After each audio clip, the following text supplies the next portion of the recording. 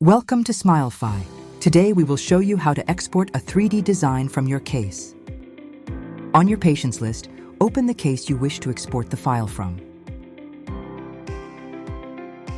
Scroll down the timeline and click on the red Export button. Choose the design you want to export.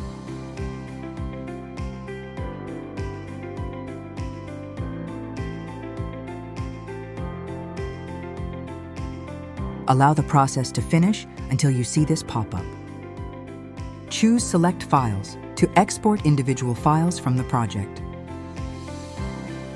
You can also choose All Project Files and download all files from the project. Let's pick Select Files. In the folder Smile Design, we will find all 3D models created during the design process.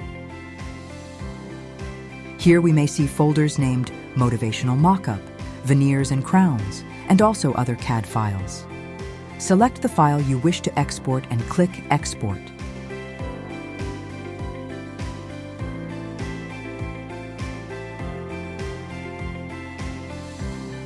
In this pop-up, select the destination you want the file to be exported to. In the MacBook, choose Finder to save the file on your computer. In the iPad, you'll see the option Save to Files.